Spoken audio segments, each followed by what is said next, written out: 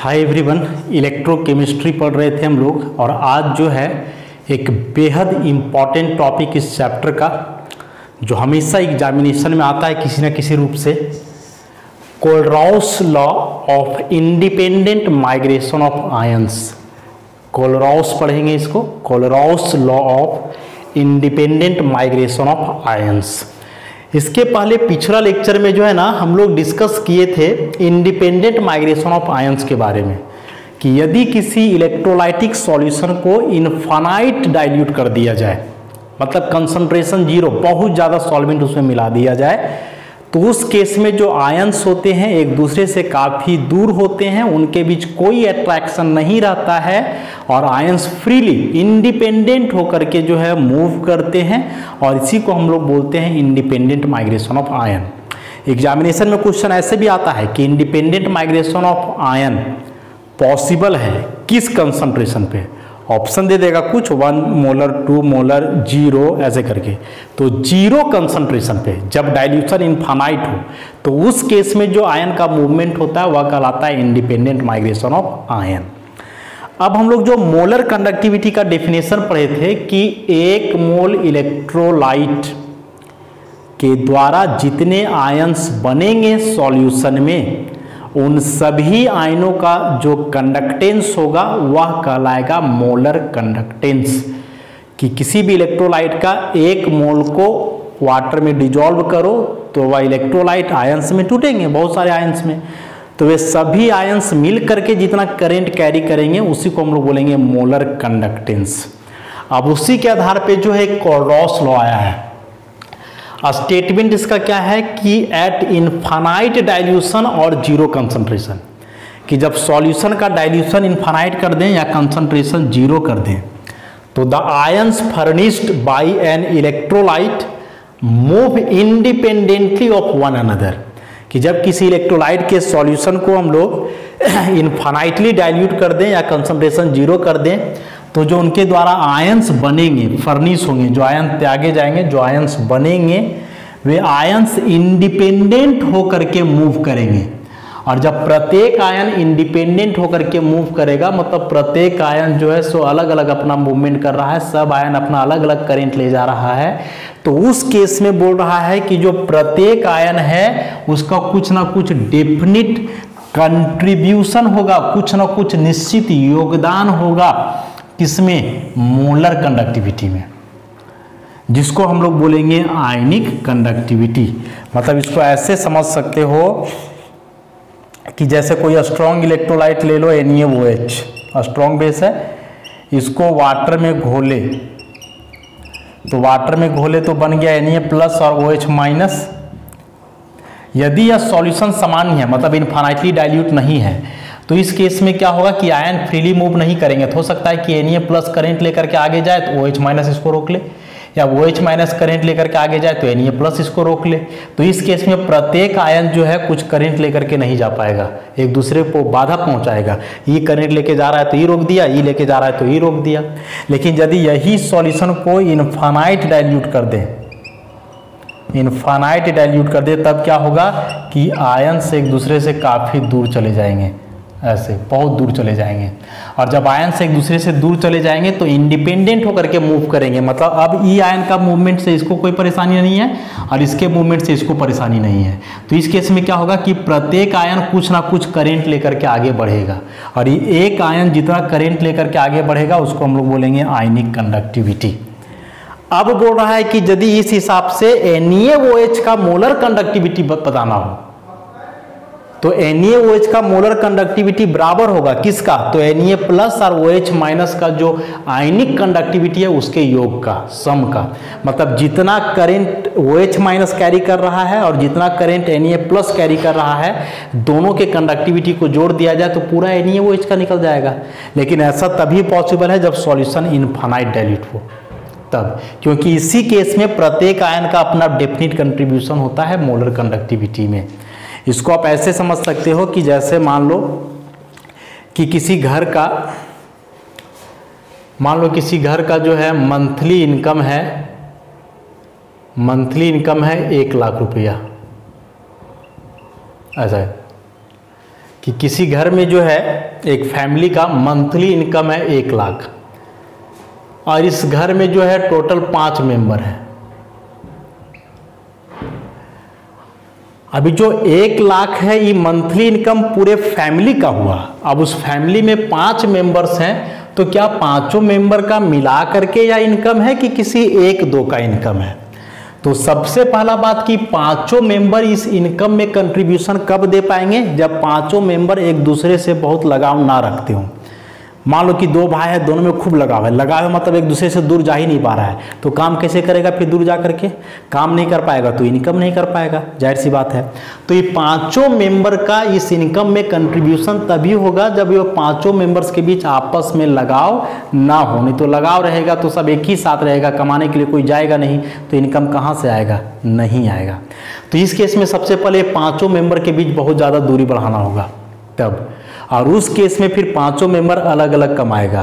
तो एक मेंबर जो कमाएगा उसका वो पर्सनल इनकम हुआ, और सबों मेंबर्स के पर्सनल इनकम को जोड़ दिया जाए तब वो कहलाएगा फैमिली इनकम।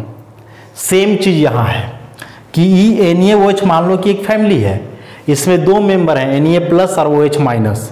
अभी दोनों मेंबर मिल करके जितना करंट कैरी करेंगे वही बराबर हो जाएगा NaOH के कंडक्टेंस का।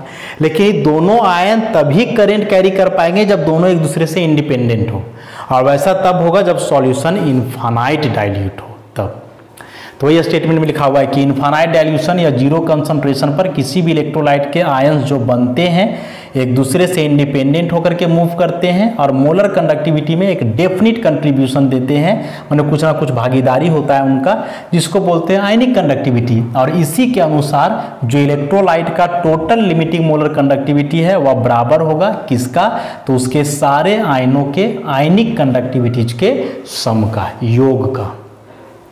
इसको हम लोग कुछ इक्वेशन से समझे तो समझ में आएगा। जैसे मान लो कोई जनरल इलेक्ट्रोलाइट ले लो,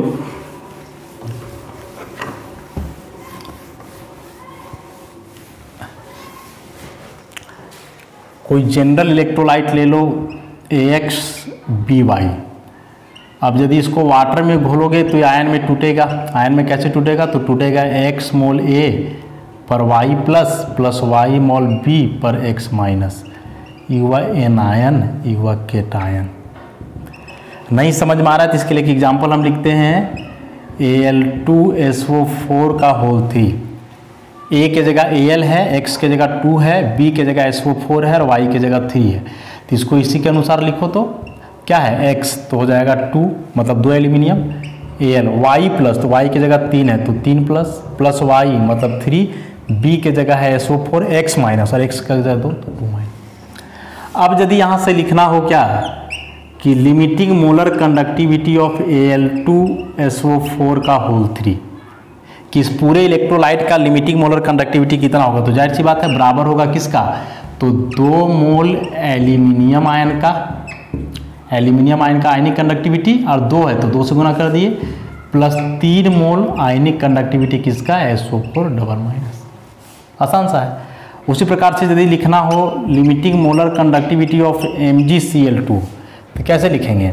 Mg यहाँ 1 है तो 1 मोल मैग्नीशियम आयन का कंडक्टिविटी प्लस क्लोरीन यहाँ 2 है तो 2 मोल Cl माइनस का कंडक्टिविटी। उसी प्रकार से यदि लिखना हो मान लो कैल्शियम फॉस्फेट का Ca3PO4 का होल 2 तो कैसे लिखेंगे इसको? तो कैल्शियम 3 है तो हो जाएगा ionic conductivity of calcium double plus और 3 है तो 3 मोल प्लस 2 मोल और आयनिक कंडक्टिविटी ऑफ फॉस्फेट आयन ऐसे। तो यही जो है कोलरॉस लॉ है। एग्जाम में जो है क्वेश्चन हमेशा आता ही है इससे, कोलरॉस लॉ से। तो आएगा यदि स्टेटमेंट लिखना आता है तो उसका स्टेटमेंट और ऐसे 1-2 एग्जाम्पल हम लोग जरूर लिखेंगे। बगैर एग्जाम्पल जो है कंप्लीट नहीं होता है यह लॉ। तो इसको जो हम लोग यहाँ से याद रखेंगे, पूरा बात लिखना होगा। एग्जाम में जो है आएगा कोलरॉस लॉ, तो कोलरॉस लॉ तभी एप्लीकेबल है जब सॉल्यूशन इनफाइनाइटली डाइल्यूट हो। और इस केस में इसका पूरा हो जाएगा कोलरॉस law of independent migration of ion. तो पूरा स्टेटमेंट लिखना होगा कि इंडिपेंडेंट माइग्रेशन आयन का कब पॉसिबल है, जब इनफाइनाइट डाइल्यूशन हो। तो इनफाइनाइट डाइल्यूशन पे जो आयन्स होते हैं इलेक्ट्रोलाइट के, वे इंडिपेंडेंटली मूव करते हैं और उनका मोलर कंडक्टिविटी में एक डेफिनिट कंट्रीब्यूशन होता है जो आयनिक कंडक्टिविटी कहलाता है। और इसी के अनुसार पूरे इलेक्ट्रोलाइट का जो लिमिटिंग मोलर कंडक्टिविटी है वह बराबर होगा उसके सारे आयनों के आयनिक कंडक्टिविटी के सम का। और ऐसे एक दो एग्जाम्पल नोट्स में है, इसको देखोगे। इसके बाद अब आता है कोलरॉस लॉ का एप्लीकेशन। कोलरॉस लॉ का एप्लीकेशन।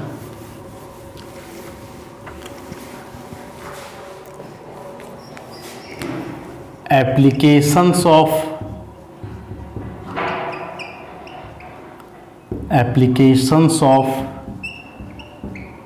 कोलरॉस लॉ। कोलरॉस लॉ का एप्लीकेशन, क्या क्या एप्लीकेशंस है कोलरॉस लॉ के? बहुत सारे एप्लीकेशंस हैं, एक एक करके जो है हम लोग डिस्कस करते हैं। सबसे पहला एप्लीकेशन इसका मान लो डिटर्मिनेशन ऑफ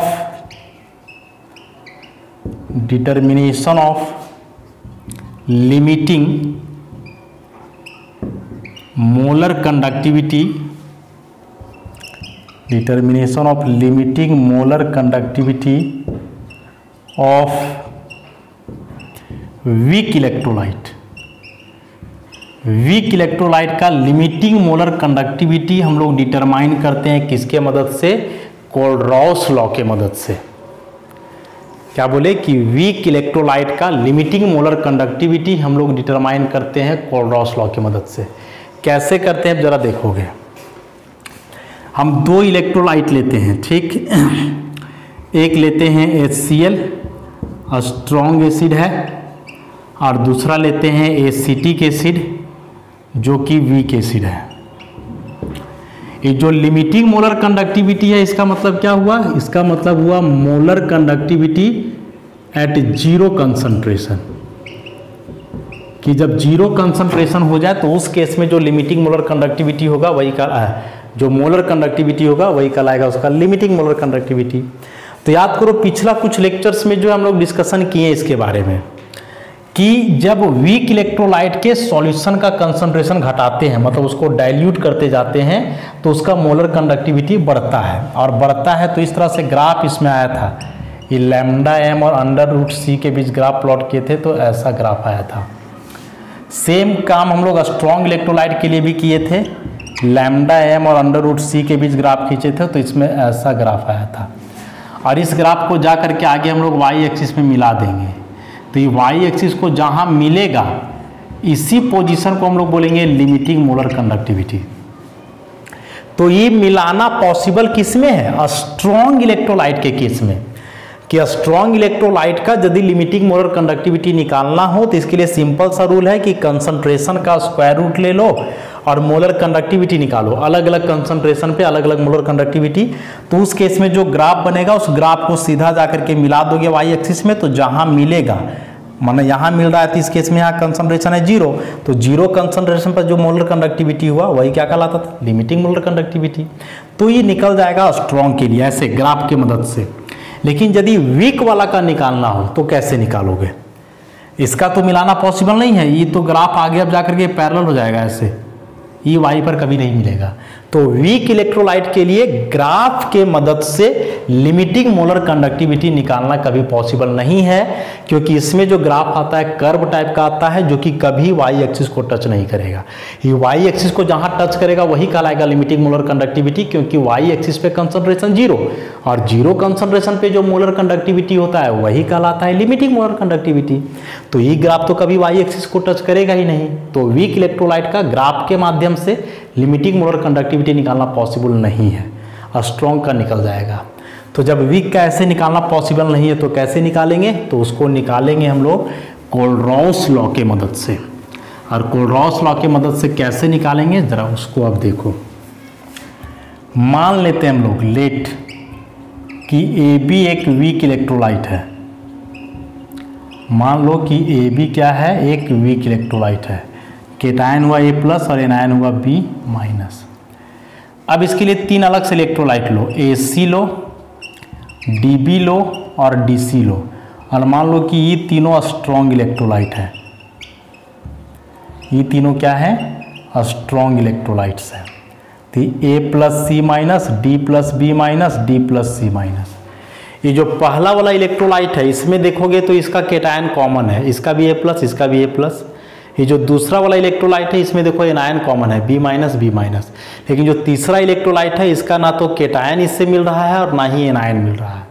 मतलब एक वीक इलेक्ट्रोलाइट का यदि लिमिटिंग मोलर कंडक्टिविटी निकाल रहे हो कोलरॉस लॉ के मदद से, तो उसके लिए 3 स्ट्रॉन्ग इलेक्ट्रोलाइट्स लेने होंगे, और वो 3 स्ट्रॉन्ग इलेक्ट्रोलाइट्स में से एक का केटायन सेम होना चाहिए, दूसरा का एनायन और तीसरा का कुछ नहीं।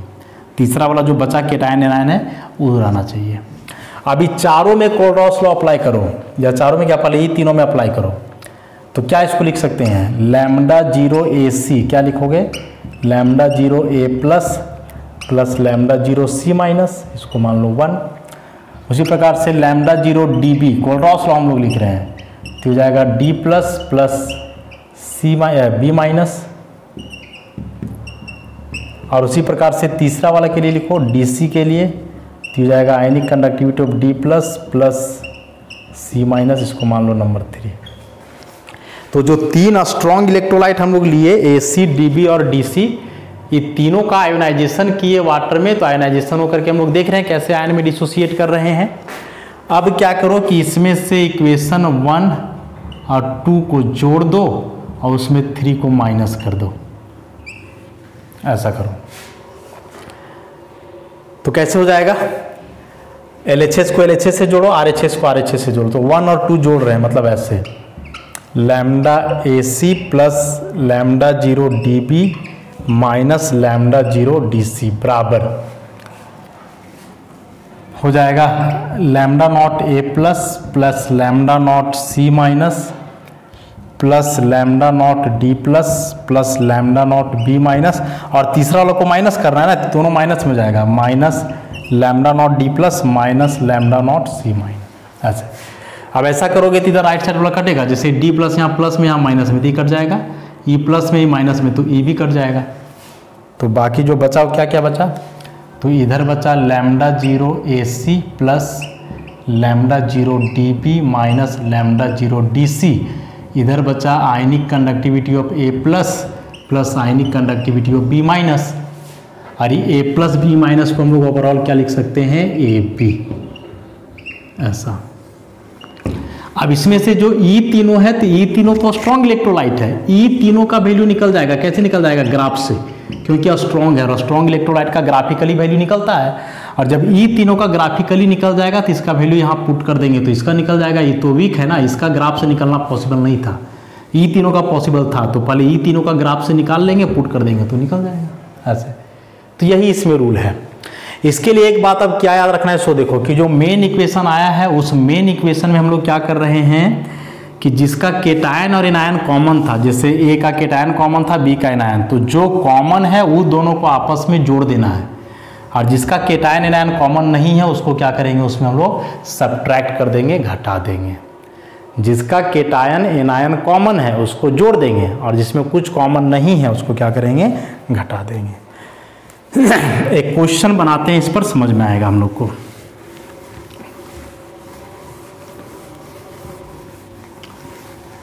जैसे मान लो कि इससे कोई क्वेश्चन आ जाए ऐसा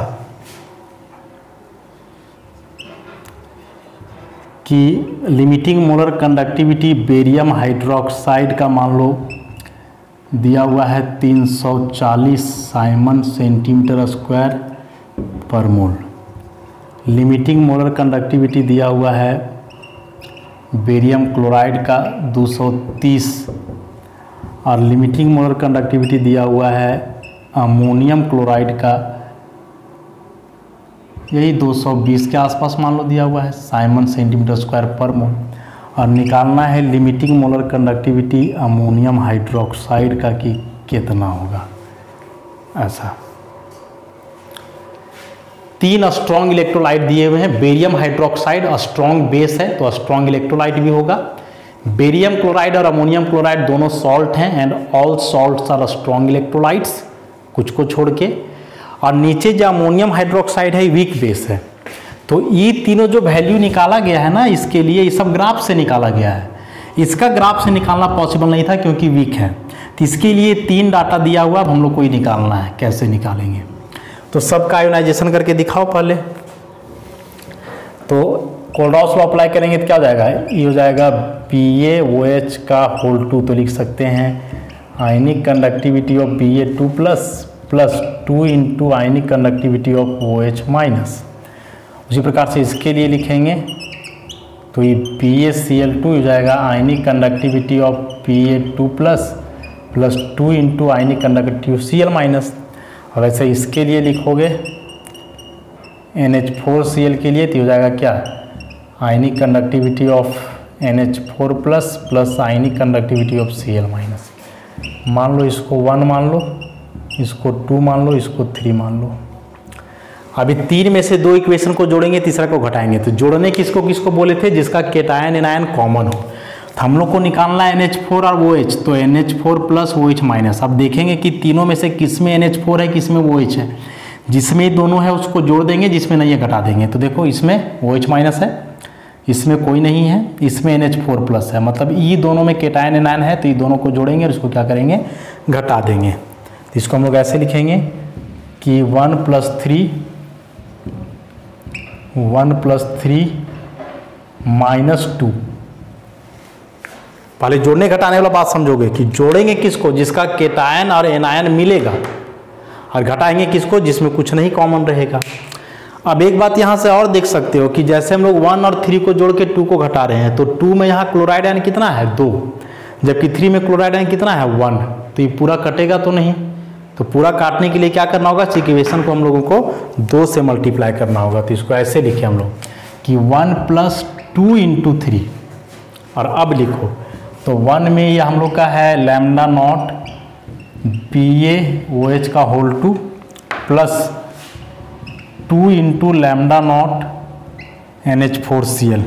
ये 2 से अपने से मल्टीप्लाई किए हैं आयन को बराबर करने के लिए, माइनस लैम्डा नॉट BaCl2 बराबर, इधर वाला जोड़ो सब, lambda naught Ba2 plus 2 into lambda not OH minus plus इसका 2 से मल्टीप्लाई किया हुआ है ना, तो जाएगा 2 into lambda not NH4 plus 2 into lambda not Cl minus,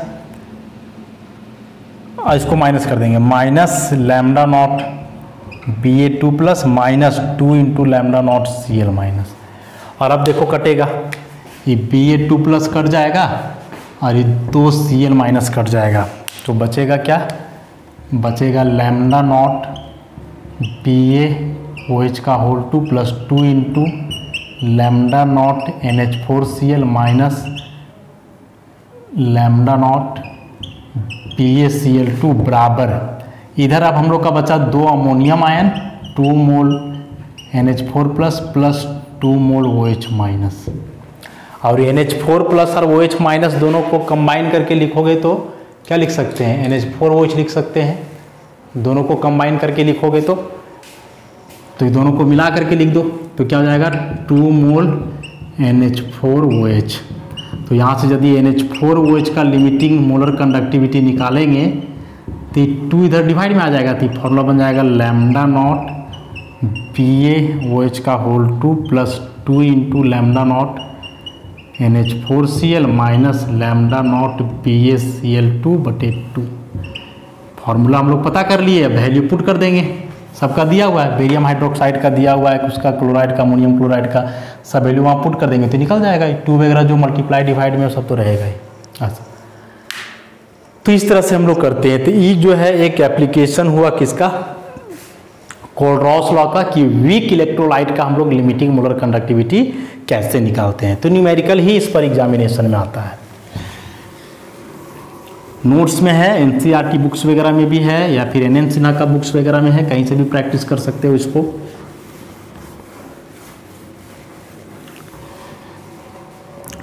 अगला एप्लीकेशन इसका है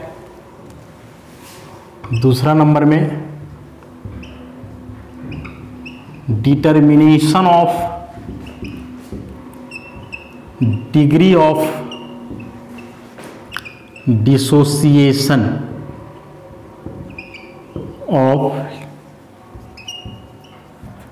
वीक इलेक्ट्रोलाइट, कि वीक इलेक्ट्रोलाइट का डिग्री ऑफ डिसोसिएशन भी हम लोग डिटरमाइन करते हैं किसके मदद से, कोलरॉस लॉ के मदद से। तो सबसे पहले डिग्री ऑफ डिसोसिएशन क्या है, तो इसका हम लोग चर्चा शुरुआत में ही किए थे कि किसी भी इलेक्ट्रोलाइट का जो टोटल मोल हम लोग लेते हैं उसमें से कितना जो है वो डिसोसिएट कर रहा है वही कहलाता है उसका डिग्री ऑफ डिसोसिएशन। तो वीक इलेक्ट्रोलाइट के बारे में हम लोग क्या जानते हैं कि वीक इलेक्ट्रोलाइट नॉर्मल कंसंट्रेशन पे पार्शियली डिसोसिएट करता है, लेकिन जीरो कंसंट्रेशन पे कंप्लीटली डिसोसिएट कर जाता है। अब जीरो कंसंट्रेशन पे जो कंडक्टिविटी होता है वो लिमिटिंग मोलर कंडक्टिविटी कहलाता है, और जो नॉर्मल कंसंट्रेशन पे होता है उसको केवल मोलर कंडक्टिविटी बोलते हैं। तो यदि इसका डिग्री ऑफ डिसोसिएशन निकालना हो अल्फा, तो इसका फॉर्मूला लिख सकते हैं लैम्डा एम सी बटे लैम्डा एम जीरो, मतलब molar conductivity eight zero concentration. तो जीरो कंसंट्रेशन मतलब क्या हुआ कि यहाँ इसका कंप्लीट डिसोसिएशन हुआ, कंप्लीट डिसोसिएशन, और यहाँ का मतलब हुआ पार्शियल डिसोसिएशन। तो कंप्लीट डिसोसिएशन मतलब कि जितना लिए थे सब टूट गया, तो कितना लिए थे वो हम लोग को पता रहेगा ना, तो उतना ही यहाँ पुट करेंगे और फिर उतना में से कितना डिसोसिएट किया तो उस तरह से निकल जाएगा डिग्री ऑफ डिसोसिएशन। जहाँ लैम्डा एम सी का फॉर्मूला ये लगेगा कंडक्टिविटी इंटू 1000 बटे मोलरिटी, लैम्डा एम सी निकल जाएगा इससे। और जो लैम्डा एम जीरो ही कैसे निकलेगा तो कोलरॉस लॉ के मदद से, अभी जो इसका पहला एप्लीकेशन बताए थे उसके मदद से। तो lambda M zero Kohlrausch law से निकल जाएगा, लैम्डा एस सी का वैल्यू इस फॉर्मूला से निकल जाएगा, दोनों पुट कर दोगे तो निकल जाएगा डिग्री ऑफ डिसोसिएशन किसका, वीक इलेक्ट्रोलाइट का।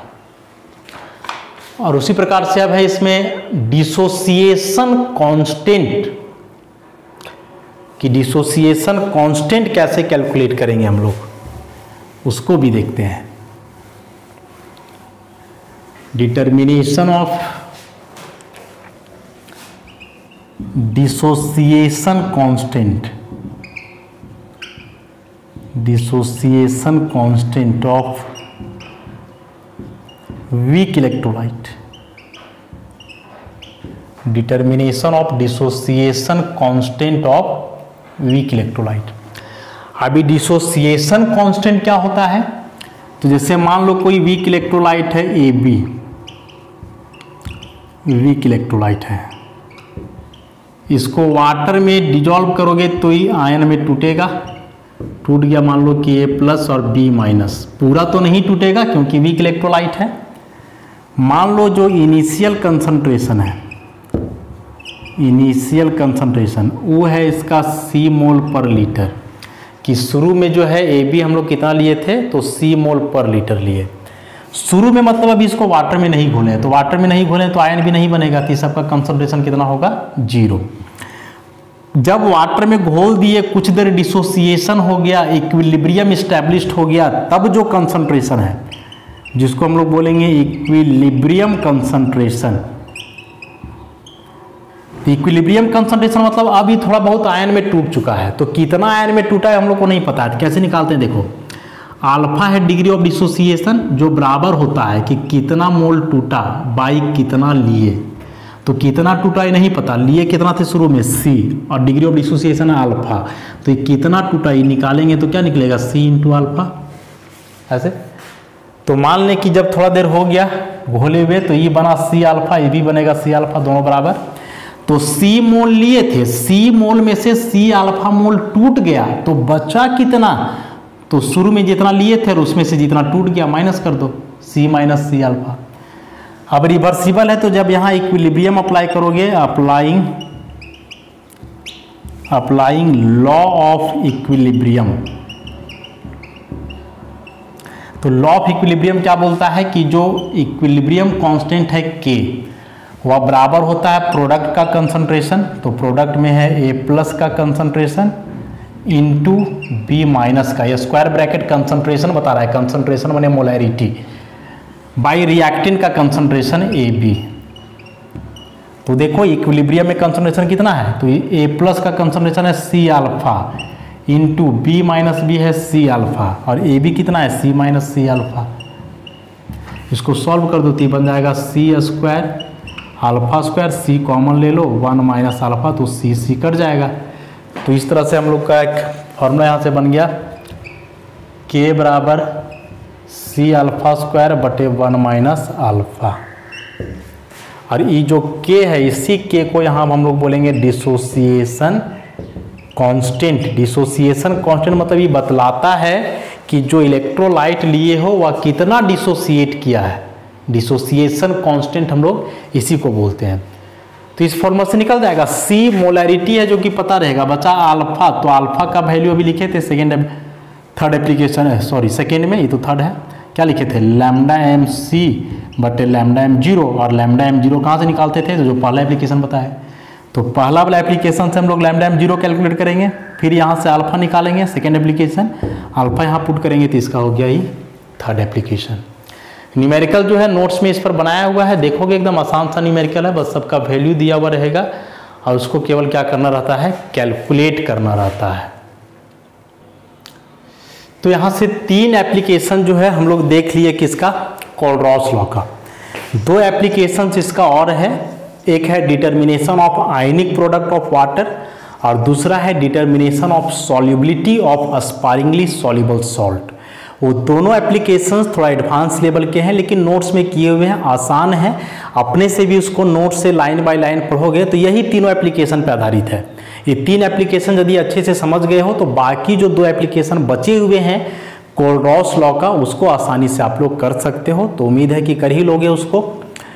तो इस तरह से यहाँ जो है इस चैप्टर का या इस यूनिट का इलेक्ट्रोकेमिस्ट्री का पहला पार्ट, पहला चैप्टर जो था कंडक्टेंस, वो समाप्त हुआ। और इस पूरे चैप्टर में कंडक्टेंस में जो सबसे इम्पॉर्टेंट चीज़ रहा वह कोलरॉस लॉ और इसका एप्लीकेशन। लेकिन कोलरॉस लॉ डायरेक्ट हम लोग समझने लायक नहीं है, इसके पहले हम लोग को शुरू से चलना होगा, जानना होगा पहले इलेक्ट्रोलाइट्स वगैरह क्या होते हैं, फिर इलेक्ट्रिकल टर्म्स जो थे कंडक्टेंस वगैरह, फिर मोलर कंडक्टिविटी, उसके बाद फिर पोटेंशियल ग्रेडियंट वगैरह पढ़े। तो वे सारे टर्म्स को बढ़िया से समझ जाओगे, रिपीटेडली करके जो है वीडियो को देखोगे और पढ़ोगे, तब जाकर के कोलरॉस लॉ जो है अच्छे से हो जाएगा। क्योंकि एग्जामिनेशन में जो क्वेश्चन आता है कोलरॉस लॉ से डायरेक्ट आता है, लेकिन डायरेक्ट इसको कर पाना पॉसिबल नहीं है। तो ठीक है, आज के लिए इतना ही। आगे का क्लास में जो है इस चैप्टर का नेक्स्ट पार्ट हम लोग स्टार्ट करेंगे। धन्यवाद।